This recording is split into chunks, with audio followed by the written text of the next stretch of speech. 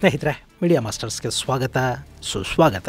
ಗೆಳೆಯರೆ, ದೇಶದ ನಾನಾ ಭಾಗಗಳಲ್ಲಿ ವಕ್ಫ್ ಅಮೆಂಡ್ಮೆಂಟ್ ಆಕ್ಟ್ ವಿರುದ್ಧ ಪ್ರತಿಭಟನೆಗಳು ಹೆಚ್ಚಾಗ್ತಾ ಇವೆ. ಪಶ್ಚಿಮ ಬಂಗಾಳದ ಮುರ್ಷಿದಾಬಾದ್, ನಾರ್ತ್ 24 ಪರಗಣ ಸೇರಿದ ಹಾಗೆ ಸಾಕಷ್ಟು ಪ್ರದೇಶಗಳು ಉದ್ವಿಗ್ನಗೊಂಡಿವೆ. ಅಸ್ಸಾಂನ ಸಿಲ್ಚಾರಲ್ಲಿ ಕೂಡ ಪ್ರತಿಭಟನಾಕಾರರು ಪೊಲೀಸರ ಮೇಲೆ ಕಲ್ಲು ತೂರಾಟವನ್ನು ಮಾಡಿದ್ದಾರೆ. ಇನ್ನು ಹೈದರಾಬಾದಲ್ಲಿ ಈ ಅಮೆಂಡ್ಮೆಂಟ್ ಆಕ್ಟ್ ಅನ್ನ ಯಾವುದೇ ಕಾರಣಕ್ಕೂ ಒಪ್ಕೋಬಾರದು ಅಂತ ಸರ್ಕಾರವನ್ನು ಆಗ್ರಹಿಸಿರುವ ಶಾಂತಿ ದೂತರು ಹೊಸ ವಕ್ಫ್ ಆಕ್ಟ್ ಅನ್ನು ವಿರೋಧಿಸ್ತಾ ಇರೋ ರಾಹುಲ್ ಗಾಂಧಿಯವರನ್ನ ಬಾಯಿ ತುಂಬಾ ಹೊಗಳ್ತಾ ಇದ್ದಾರೆ. ಇದೇ ವೇಳೆ ಮುಂದಿನ ಬುಧವಾರ ಸುಪ್ರೀಂ ಕೋರ್ಟಲ್ಲಿ ಈ ವಕ್ಫ್ ಅಮೆಂಡ್ಮೆಂಟ್ ಆಕ್ಟ್ ವಿಚಾರಣೆಗೆ ಬರುತ್ತೆ. ತಮಿಳುನಾಡಿನ ಹೊಸ ರಾಜಕಾರಣಿ ಜೋಸೆಫ್ ವಿಜಯ್ ಕೂಡ ವಕ್ಫ್ ಅಮೆಂಡ್ಮೆಂಟ್ ವಿರುದ್ಧ ಸುಪ್ರೀಂ ಕೋರ್ಟ್ಗೆ ಹೋಗೋದಾಗಿ ಹೇಳಿದ್ದಾರೆ. ಇದರ ನಡುವೆ ರಾಜಸ್ಥಾನದ ಬಿಜೆಪಿ ಸರ್ಕಾರ ಕೂಡ ವಕ್ಫ್ ಆಕ್ಟ್ಗೆ ಸಂಬಂಧಪಟ್ಟ ಹಾಗೆ ಸುಪ್ರೀಂ ಕೋರ್ಟ್ನ ಕದವನ್ನು ತಟ್ಟಿದೆ.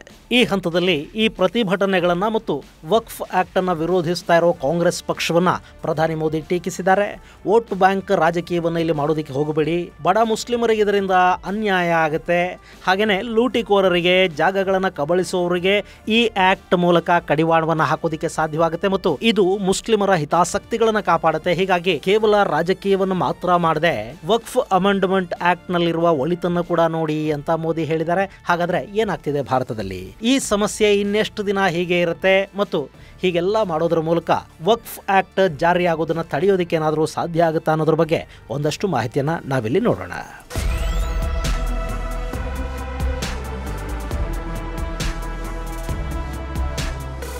ಗೆಳೆಯರೆ, ದೇಶದ ನಾನಾ ಭಾಗಗಳಲ್ಲಿ ವಕ್ಫ್ ಆಕ್ಟ್ ಅನ್ನು ವಿರೋಧಿಸಿ ಪ್ರತಿಭಟನೆಗಳು ನಡೀತಾ ಇವೆ. ಪಶ್ಚಿಮ ಬಂಗಾಳದ ಮುರ್ಷಿದಾಬಾದ್ ಬೂದಿ ಮುಚ್ಚಿದ ಕೆಂಡದಂತಿದೆ. ಅಲ್ಲಿಗೆ ಕೇಂದ್ರ ಸರ್ಕಾರ ಹೆಚ್ಚುವರಿ ಪಡೆಗಳನ್ನು ನಿಯೋಜನೆ ಮಾಡಿದ ನಂತರ ಸದ್ಯಕ್ಕೆ ಪರಿಸ್ಥಿತಿ ಹತೋಟಿಗೆ ಬಂದಂತೆ ಕಾಣ್ತಾ ಇದ್ರೂ ಕೂಡ ಇನ್ನೂ ಎಲ್ಲ ಸರಿ ಹೋಗಿದೆ ಅಂತೇನು ಅನ್ನಿಸ್ತಾ ಇಲ್ಲ. ಇನ್ನು ಇಲ್ಲಿವರೆಗೆ ನಡೆದಿರೋ ಗಲಭೆಗಳಲ್ಲಿ ಮುರ್ಷಿದಾಬಾದಲ್ಲೇ 3 ಮೃತಪಟ್ಟಿದ್ದಾರೆ. ಹಾಗೆ ಗಲಭೆಗಳಲ್ಲಿ ಭಾಗಿಯಾಗಿದ್ದ 150ಕ್ಕೂ ಹೆಚ್ಚು ಮಂದಿಯನ್ನ ಬಂಧಿಸಲಾಗಿದೆ. ಅಲ್ಲಿ ಸ್ಥಳೀಯ ಪೊಲೀಸರ ಜೊತೆ BSF ಕೂಡ ಕೆಲಸ ಮಾಡ್ತಾ ಇದೆ. ಇನ್ನು ಮುರ್ಷಿದಾಬಾದ್ ಒಂದೇ ಅಲ್ಲ, ನಾರ್ತ್ 24 ಪರಗಣ, ಹೂಗ್ಲಿ, ನಾದಿಯಾ ಸೇರಿದಂತೆ ನಾನಾ ಭಾಗಗಳಲ್ಲಿ ಪ್ರತಿಭಟನೆಗಳ ಹೆಸರಲ್ಲಿ ಹಿಂಸಾಚಾರ ನಡೆದಿದೆ. ಮತ್ತೊಂದು ಕಡೆ ಅಸ್ಸಾಂನಲ್ಲಿ ಕೂಡ ವಕ್ಫ್ ಆಕ್ಟ್ ಅನ್ನು ವಿರೋಧಿಸಿ ಪ್ರತಿಭಟನೆಗಳು ಜೋರಾಗ್ತಾ ಇವೆ. ಅಸ್ಸಾಂನ ಕಾಚರ್ ಜಿಲ್ಲೆಯ ಸಿಲ್ಚಾರಲ್ಲಿ ನಡೀತಿದ್ದ ಪ್ರತಿಭಟನೆ ಹಿಂಸಾ ರೂಪಕ್ಕೆ ತಿರುಗಿದ್ದು, ಶಾಂತಿ ಧೂರ್ತರು ಅಲ್ಲಿ ಕೂಡ ಪೊಲೀಸರ ಮೇಲೆ ಕಲ್ಲುಗಳನ್ನು ಬೀಸಿದ್ದಾರೆ. ಪತ್ತರ್ ಕೋ ಜವಾಬ್ ಲಾಠಿ ಸೆ ದೇಂಗೆ ಅನ್ನೋ ಹಾಗೆ ಪೊಲೀಸರು ಕೂಡ ಕಲ್ಲು ತೂರಾಟ ಮಾಡಿದವರ ಮೇಲೆ ಲಾಠಿ ಬೀಸಿದ್ದಾರೆ. ಅಲ್ಲಿ ಇನ್ನೂ ಯಾರನ್ನೂ ಅರೆಸ್ಟ್ ಮಾಡಿದ ವರದಿಗಳು ಬರ್ತಾ ಇಲ್ಲ.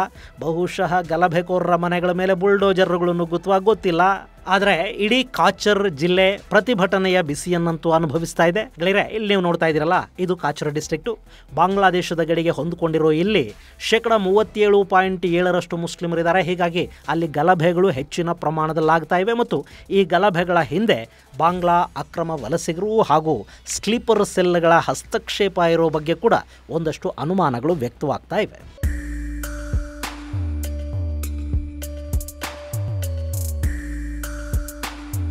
ಇನ್ನು ದಕ್ಷಿಣ ಭಾರತಕ್ಕೆ ಬಂದರೆ ಹೈದರಾಬಾದಲ್ಲಿ ಕೂಡ ಸಹಸ್ರಾರು ಮುಸ್ಲಿಮರು ಕೇಂದ್ರ ಸರ್ಕಾರದ ವಕ್ಫ್ ಅಮೆಂಡ್ಮೆಂಟ್ ಆಕ್ಟ್ ಅನ್ನು ವಿರೋಧಿಸಿ ಬೀದಿಗಿಳಿದಿದ್ದಾರೆ. ಹಾಗೇನೆ ತೆಲಂಗಾಣದಲ್ಲಿರೋ ಕಾಂಗ್ರೆಸ್ ಸರ್ಕಾರ ಕೇಂದ್ರದ ವಕ್ಫ್ ಅಮೆಂಡ್ಮೆಂಟ್ ಆಕ್ಟ್ ಅನ್ನ ಯಾವುದೇ ಕಾರಣಕ್ಕೂ ಜಾರಿ ಮಾಡಬಾರದು, ಕೇಂದ್ರ ಸರ್ಕಾರ ಒತ್ತಡವನ್ನ ಹೇರಿದ್ರೂ ಕೂಡ ಅದಕ್ಕೆ ಜಗ್ಗಬಾರದು ಅಂತ ಹೇಳಿರೋ ಪ್ರತಿಭಟನಾಕಾರರು ರಾಹುಲ್ ಗಾಂಧಿ ಅವರನ್ನ ಮನಸೋ ಇಚ್ಛೆ ಹೊಗಳಿದ್ದಾರೆ. ಈ ದೇಶದಲ್ಲಿ ರಾಹುಲ್ ಒಬ್ಬರೇ ಮುಸ್ಲಿಮರ ರಕ್ಷಣೆಗೆ ಅಂತ ಇರೋದು ಅಂತ ಕೂಡ ಕೆಲವರು ಮಾತಾಡಿದ್ದಾರೆ. ಒಟ್ಟಾರೆ ಅಲ್ಲಿ ಮತ ಬ್ಯಾಂಕ್ ಅನ್ನೋದು ಗಟ್ಟಿ ಆಗ್ತಾ ಇರೋದು ಕಂಡು ಬರ್ತಾ ಇದೆ. ಹಾಗೆ ಈ ಮಸೂದೆ ಪಾಸ್ ಆಗೋದಕ್ಕೆ ಕೇಂದ್ರಕ್ಕೆ ಬೆಂಬಲ ಕೊಟ್ಟ ಬಿಹಾರದ ನಿತೀಶ್ ಕುಮಾರ್ ಮತ್ತು ಆಂಧ್ರ ಪ್ರದೇಶದ ಚಂದ್ರಬಾಬು ನಾಯ್ಡು ಅವರನ್ನ ಇದೇ ಸಂದರ್ಭದಲ್ಲಿ ನಿಂದಿಸುವ ಕೆಲಸ ಕೂಡ ನಡೆದಿದೆ. ಇಲ್ಲಿ ಪಾಪ ಅವರಿಬ್ಬರನ್ನ ನೋಡಿದ್ರೆ ನಿಜಕ್ಕೂ ಅಯ್ಯೋ ಅನ್ಸುತ್ತೆ. ಯಾಕೆಂದ್ರೆ ಆಂಧ್ರ ಪ್ರದೇಶದಲ್ಲಿ ಕಾಂಗ್ರೆಸ್ಗಿಂತಲೂ ಹೆಚ್ಚು ಮುಸ್ಲಿಮರ ಕಲ್ಯಾಣಕ್ಕೆ ಕೆಲಸ ಮಾಡಿದ್ದು ಚಂದ್ರಬಾಬು ನಾಯ್ಡು.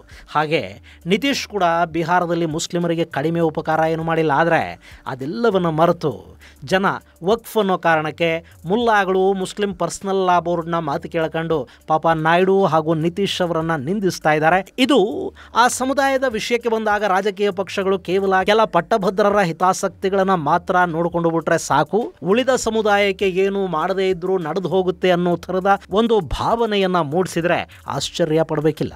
ಇನ್ನು ತಮಿಳುನಾಡಲ್ಲಿ ಕೂಡ ಭಾನುವಾರ ವಕ್ಫ್ ಆಕ್ಟ್ ಅನ್ನು ವಿರೋಧಿಸಿ ಪ್ರತಿಭಟನೆಗಳು ನಡೆದವು. ಕೇರಳದಲ್ಲಿನ ಪ್ರತಿಭಟನೆ ಸಾಕಷ್ಟು ವಿವಾದಕ್ಕೂ ಕಾರಣ ಆಯಿತು. ಈ ಬಗ್ಗೆ ಇಂಡಿಯಾ ಟುಡೇ ವರದಿ ಮಾಡಿದೆ. ಕೇರಳದಲ್ಲಿ ವಕ್ಫ್ ಅಮೆಂಡ್ಮೆಂಟ್ ಆಕ್ಟ್ ಅನ್ನು ವಿರೋಧಿಸಿ ನಡೆದ ಪ್ರತಿಭಟನೆಗಳಲ್ಲಿ ಹಮಾಸ್ ನಾಯಕರ ಫೋಟೋಗಳನ್ನು ಬಳಸಲಾಗಿದೆ ಅಂತ ಇಂಡಿಯಾ ಟುಡೇ ಫೋಟೋ ಸಮೇತ ವರದಿಯನ್ನು ಪ್ರಕಟಿಸಿದೆ. ಈ ಪ್ರತಿಭಟನೆಯಲ್ಲಿ ಸೈಯದ್ ಕುತುಬ್, ಯಾಹ್ಯಾ ಸಿನ್ವರ್, ಉಮರ್ ಖಲೀದ್, ಶೇಖ್ ಜಹಸನ್ ಅಲ್ ಬನು ಮುಂತಾದವರ ಫೋಟೋಗಳನ್ನು ಪ್ರದರ್ಶಿಸಲಾಗಿದೆ. ಈ ಪ್ರತಿಭಟನೆಯಲ್ಲಿ ಬಳಕೆಯಾಗಿರುವ ಫೋಟೋಗಳು ಕೇರಳದಲ್ಲಿ ರಾಜಕೀಯ ಬಿರುಗಾಳಿಯನ್ನು ಎಬ್ಬಿಸ್ತಾ ಇವೆ. ಅಲ್ಲಿನ ಬಿಜೆಪಿ ನಾಯಕರು ಈ ಘಟನೆಯ ವಿರುದ್ಧ ಮಾತಾಡ್ತಾ ಇದ್ದಾರೆ. ಹಮಾಸ್ ಅನ್ನೋದು ಉಗ್ರ ಸಂಘಟನೆ, ಅದರ ನಾಯಕರನ್ನ ಉಗ್ರರ ಪಟ್ಟಿಗೆ ಸೇರಿಸಲಾಗಿದೆ. ಇನ್ನು ಭಾರತದಲ್ಲಿ ನಡೀತಿರೋ ಪ್ರತಿಭಟನೆಯಲ್ಲಿ ಈ ಉಗ್ರರ ಫೋಟೋಗಳು ಹೇಗೆ ಮತ್ತು ಯಾಕೆ ಡಿಸ್ಪ್ಲೇ ಆದವು ಅಂತ ಕೇರಳ ಬಿಜೆಪಿ ಅಧ್ಯಕ್ಷ ಸುರೇಂದ್ರನ್ ಪ್ರಶ್ನಿಸಿದ್ದಾರೆ. ಆದರೆ ಕೇರಳ ಸರ್ಕಾರ ಈ ಬಗ್ಗೆ ಯಾವ ಪ್ರತಿಕ್ರಿಯೆಯನ್ನು ಕೊಟ್ಟಿಲ್ಲ. ಅವರು ಕೊಡೋದು ಇಲ್ಲ. ಯಾಕೆಂದ್ರೆ ಕೇರಳದ ವಿಧಾನಸಭೆಗೆ ಮುಂದಿನ ವರ್ಷ ಅಂದ್ರೆ 2026ರಲ್ಲಿ ಚುನಾವಣೆಗಳು ನಡೀಬೇಕು. ಅಲ್ಲಿ LDF ಮತ್ತು ಕಾಂಗ್ರೆಸ್ ನೇತೃತ್ವದ UDF ನಡುವೆ ಪೈಪೋಟಿ ಇದೆ. ಇಬ್ಬರೂ ಮುಸ್ಲಿಂ ಮತಗಳ ಮೇಲೆ ಕಣ್ಣಿಟ್ಟುಕೊಂಡು ಕೂತಿದ್ದಾರೆ. ಅಲ್ಲಿನ ಜನಸಂಖ್ಯೆಯಲ್ಲಿ 26.5% ಮುಸ್ಲಿಮರಿದ್ದಾರೆ. ಸಾಮಾನ್ಯವಾಗಿ ಅಲ್ಲಿ ಒಮ್ಮೆ UDF ಮತ್ತೊಮ್ಮೆ LDF ಆರಿಸಿ ಬರ್ತಾ ಇದ್ವು. ಆದರೆ ಕಳೆದ 2 ಅವಧಿಗಳಿಂದಲೂ ಅಲ್ಲಿ ಕಾಂಗ್ರೆಸ್ಗೆ ಅವಕಾಶ ಸಿಕ್ಕಿಲ್ಲ. LDF ಸತತವಾಗಿ ಗೆದ್ದಿದೆ. ಈ ಬಾರಿ ಕೂಡ ಅವರೇ ಗೆದ್ದು ಹ್ಯಾಟ್ರಿಕ್ ಅನ್ನು ಸಾಧಿಸುವ ವಿಶ್ವಾಸದಲ್ಲಿದ್ದಾರೆ. ಹೀಗಾಗಿ ಅವರು ಕೂಡ ಇಲ್ಲಿ ವೋಟ್ ಬ್ಯಾಂಕ್ ಪಾಲಿಟಿಕ್ಸ್ ಅನ್ನೇ ಮಾಡಬೇಕಾಗುತ್ತೆ. ಸೊ ಪ್ಯಾಲೆಸ್ತೀನಿ ಲೀಡರ್ಗಳನ್ನಾದರೂ ತೋರಿಸ್ಕೊಳ್ಳಿ, ಪಾಕಿಸ್ತಾನಿ ಲೀಡರ್ಗಳನ್ನಾದರೂ ತೋರಿಸ್ಕೊಳ್ಳಿ, ಅವರು ತಲೆ ಕೆಡಿಸ್ಕೊಳ್ಳೋದಕ್ಕೆ ಹೋಗೋದಿಲ್ಲ.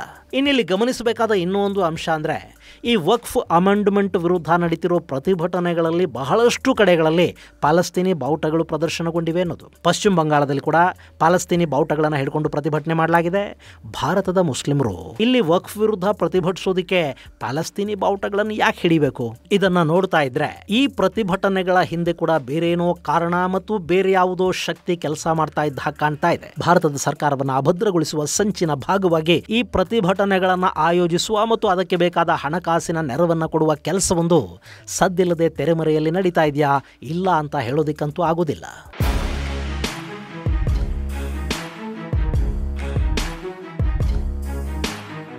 ಇನ್ನು ಭಾರತ ಸರ್ಕಾರ ಈ ತಿದ್ದುಪಡಿಯಿಂದಾಗಿ ಭಾರತದ ಮುಸ್ಲಿಮರಿಗೆ ಲಾಭನೇ ಆಗುತ್ತೆ ಹೊರತು ಯಾವ ನಷ್ಟನೂ ಆಗೋದಿಲ್ಲ ಅಂತ ಪದೇ ಪದೇ ಹೇಳ್ತಾ ಇದೆ. ಇಲ್ಲಿ ಮುಸ್ಲಿಮರನ್ನ ದಾರಿ ತಪ್ಪಿಸುವ ಕೆಲಸ ನಡೀತಿದೆ. ಭಾರತದಲ್ಲಿ ಇನ್ನೆಷ್ಟು ದಿನ ಮುಸ್ಲಿಮರು ಪಂಕ್ಚರ್ ಹಾಕೊಂಡೇ ಇರಬೇಕು?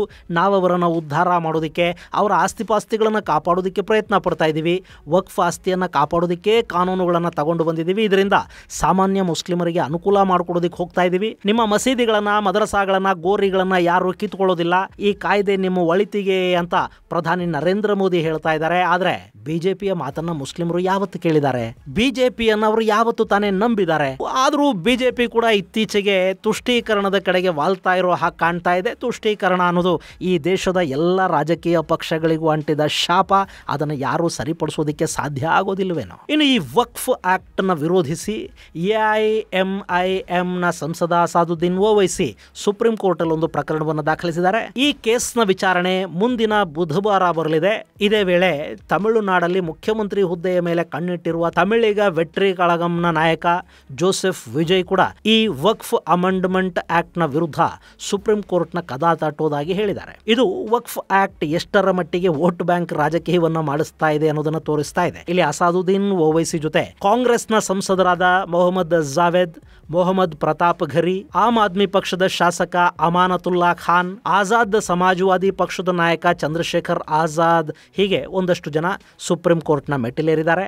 ರಾಜಕೀಯ ನಾಯಕರ ಜೊತೆ ಜಮಾತ್ ಉಲೇಮಾ ಇ ಹಿಂದ್ನ ಅಧ್ಯಕ್ಷ Maulana Arshad Madani, Kerala Jamaat ulema E Hind, Indian union Muslim league, Muslim personal law board ಜೊತೆಗೆ ಇನ್ನೊಂದಷ್ಟು NGOಗಳು ಕೂಡ ಈ ಪ್ರಕರಣದಲ್ಲಿ ಭಾಗಿದಾರರಾಗ್ತಾ ಇದ್ದಾರೆ. ಇದೆಲ್ಲದರ ನಡುವೆ ಇದೇ ಪ್ರಕರಣದಲ್ಲಿ ನಮ್ಮನ್ನು ಪಾಟಿದಾರರನ್ನಾಗಿ ಮಾಡ್ಕೋಬೇಕು.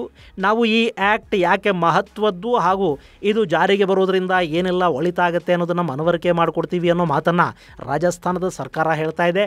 ಅವರು ಕೂಡ ಬಿಲ್ನ ಪರವಾಗಿ ಸುಪ್ರೀಂ ಕೋರ್ಟ್ನ ಮೆಟ್ಟಿಲೇರುವ ಸಾಧ್ಯತೆ ಇದೆ. ಇಲ್ಲಿ ಈ ಕಾಯ್ದೆಯ ವಿರುದ್ಧ ನ್ಯಾಯಾಲಯದ ಮೆಟ್ಟಿಲೇರೋದು ಅದೆಲ್ಲ ಸರಿ. ಅನ್ಯಾಯವಾಯಿತು ಅನಿಸಿದರೆ ಯಾರು ಬೇಕಾದರೂ ಕೋರ್ಟಲ್ಲಿ ನ್ಯಾಯ ಕೇಳಬಹುದು. ಆದರೆ ಗಲಭೆಗಳು, ಬೆಂಕಿ ಹಚ್ಚೋದು, ಪೊಲೀಸರ ಮೇಲೆ ಕಲ್ಲು ತೂರಾಟ ಮಾಡಿಸೋದು, ಇದೆಲ್ಲ ಯಾಕೆ? ಇಲ್ಲಿ ಗಲಾಟೆಗಳನ್ನು ಮಾಡಿಸ್ತಾ ಇರೋರು ಒಂದು ನೆನಪಿಟ್ಕೋಬೇಕು, ಮುಸ್ಲಿಮರನ್ನ ಬೀದಿಗಿಳಿಸಿ ಪ್ರತಿಭಟನೆ ಮಾಡಿಸ್ತಾ ಇದ್ದೀರಿ ಸರಿ, ಆದರೆ ಈ ದೇಶದ ಬಹುಸಂಖ್ಯಾತರು ಕೂಡ ಈ ಆಕ್ಟ್ ಜಾರಿ ಆಗಬೇಕು ಅಂತ ಪ್ರತಿಭಟನೆಗಳನ್ನು ಶುರು ಮಾಡಿದ್ರು ಅಂತ ಇಟ್ಕೊಳ್ಳಿ.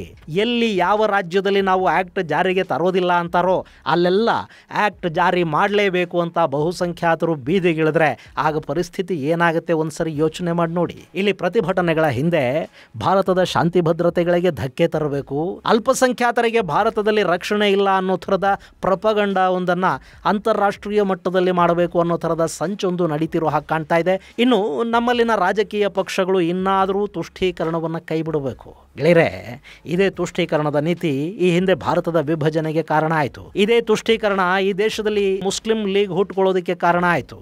ಈಗ ಅಧಿಕಾರಕ್ಕೆ ಬರಬೇಕು, ಓಟುಗಳನ್ನು ಪಡ್ಕೋಬೇಕು ಅನ್ನೋ ಆಸೆಗೆ ಬಿದ್ದು ತುಷ್ಟೀಕರಣ ಮಾಡೋದಕ್ಕೆ ಹೋಗ್ತಿರೋ ರಾಜಕೀಯ ಪಕ್ಷಗಳು ಮುಂದೆ ಈ ದೇಶಕ್ಕೆ ದೊಡ್ಡ ಅಪಾಯವನ್ನು ತಂದು ನಿಲ್ಲಿಸುತ್ತವೆ ಅನ್ನೋದನ್ನು ಅರ್ಥ ಮಾಡ್ಕೋಬೇಕು. ಇತಿಹಾಸದಿಂದ ಪಾಠ ಕಲಿದೇ ಇದ್ರೆ ಅಂಥವರನ್ನ ಭವಿಷ್ಯತ್ತು ಯಾವತ್ತೂ ಕ್ಷಮಿಸೋದಕ್ಕೆ ಸಾಧ್ಯ ಆಗೋದಿಲ್ಲ. ಇದು ಗೆಳೆಯರೆ ವಕ್ಫ್ ಪ್ರತಿಭಟನೆಗಳಿಗೆ ಸಂಬಂಧಪಟ್ಟ ಒಂದಷ್ಟು ಮಾಹಿತಿ. ಮುಂದಿನ ಸಂಚಿಕೆಯಲ್ಲಿ ಮತ್ತಷ್ಟು ವಿಶೇಷಗಳ ಜೊತೆ ಮತ್ತೆ ಭೇಟಿಯಾಗೋಣ.